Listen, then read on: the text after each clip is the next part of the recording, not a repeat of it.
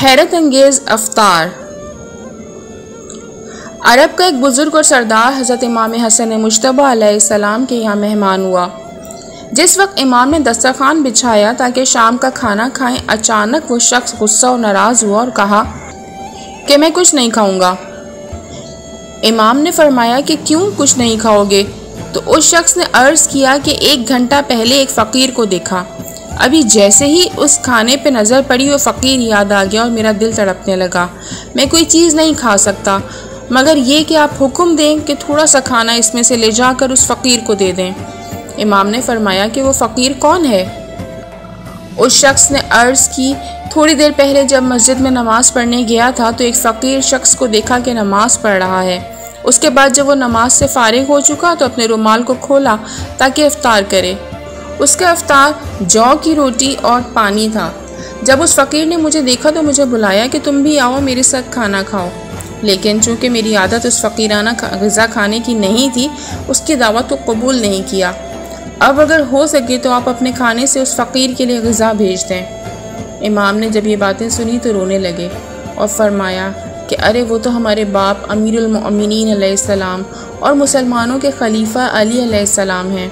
वो बावजूद इसके कि पूरी दुनिया पर हुकूमत करते हैं, फ़कीर तरीन लोगों की तरह ज़िंदगी बसर करते हैं और हमेशा सादी ग़िज़ा तनावुल फरमाते हैं। सदका और नजवा। जब रसूल सल्लल्लाहु अलैहि वसल्लम मदीने में रहते थे, मुसलमान हज़रत के पास आते थे और रसूल के पास आकर नजवा और सरगोशी करते थे और आहिस्ता आहिस्ता खुसूसी बातों के मुतालिक रसूल सल्लल्लाहु अलैहि वसल्लम से मशवरा करते थे।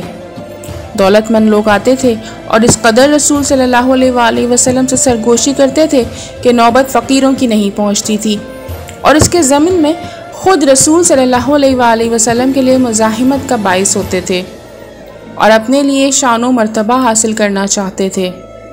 रसूल सल्लल्लाहु अलैहि वसल्लम भी बुर्दबारी और रहमत और मोहब्बत के दरिया थे। उन लोगों की जहमत को तहम्मुल और बर्दाश्त करते थे, उनकी बातों को सुनते थे। खुदावंद आलम ने मुसलमानों के इम्तिहान और दूसरे अगराज के तहत आयत भेजी। सूरह मुजादिला आयत नंबर 12। ए ईमानदारों, जब पैगम्बर सल्लल्लाहु अलैहि वसल्लम से कोई बात कान में कहनी चाहो तो अपनी सरगोशी से पहले कोई खैरात दे दिया करो। ये काम तुम्हारे लिए बेहतर और पाकीज़ा तर है। बस अगर तुमको इसका मकदूर ना हो तो बेशक खुदा मुआफ़ करने वाला और मेहरबान है। इस आयत करीमा के नाजिल होने के बाद जब दोबारा रसूल सल्लल्लाहु अलैहि वसल्लम के पास कोई सरगोशी करने नहीं गया, मालूम हुआ कि माले दुनिया की दोस्ती सबों के दिलों में थी और माले दुनिया रसूल सल्लल्लाहु अलैहि वसल्लम की मुसाहिबत से ज़्यादा अजीज़ है। फ़कत मौला अली अलैहिस्सलाम थे कि वो सदका देते और सरगोशी करते थे और मौला अली की पूरी दौलत और सरवत 1 दीनार तला थी। उसका खोरदा किराया जिसके 10 दिरहम हुए। बस जब चाहते थे रसूल सल्लल्लाहु अलैहि वसल्लम के पास जाएं तो फ़कीर को 1 दिरहम दे दिया करते थे। और मौला अली अलैहिस्सलाम ने ख़ुद भी अपने बारे में फ़रमाया कि मैं रसूल सल्लल्लाहु अलैहि वसल्लम की खिदमत में 10 मरतबा गया और हर मरतबा रसूल सल्लल्लाहु अलैहि वसल्लम से हिकमत सीखी।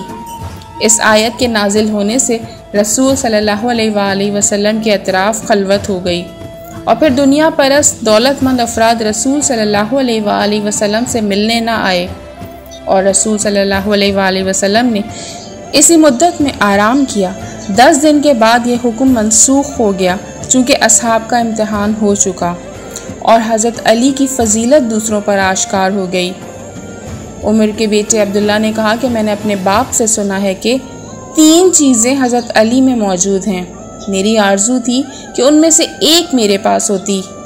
एक ये कि हज़रत रसूल सल्लल्लाहु अलैहि वसल्लम की फ़रमाइश उनके मुतालिक जंग खैबर में थी कि रसूल सल्लल्लाहु अलैहि वसल्लम ने फ़रमाया कि कल मैं अलम ऐसे शख्स को दूंगा कि जो खुदा और रसूल सल्लल्लाहु अलैहि वसल्लम को दोस्त रखता है और खुदा और रसूल सल्लल्लाहु अलैहि वसल्लम भी उसको दोस्त रखते हैं। फिर अलम हज़रत अली के हाथ में दिया, हालांकि हम आरज़ू रखते थे कि अलम हमारे हाथ में दें ताकि ये फ़जीलत हमारे अंदर होती। दूसरी आयत नजवा है कि हज़रत अली के अलावा वो कोई शख्स कामयाब व कामरान नहीं हुआ कि उस पर अमल करे। और तीसरी ये कि हज़रत फ़ातिमा सलामुल्लाह अलैहा उनके यानी हज़रत अली के घर में थी। मौला अली भी फरमाते हैं कि कुरान में एक ऐसी आयत है कि मुझसे पहले और मेरे बाद किसी ने भी इस आयत पे अमल नहीं किया और तन्हा मैंने इस पर अमल किया, और वो आयत नजवा है।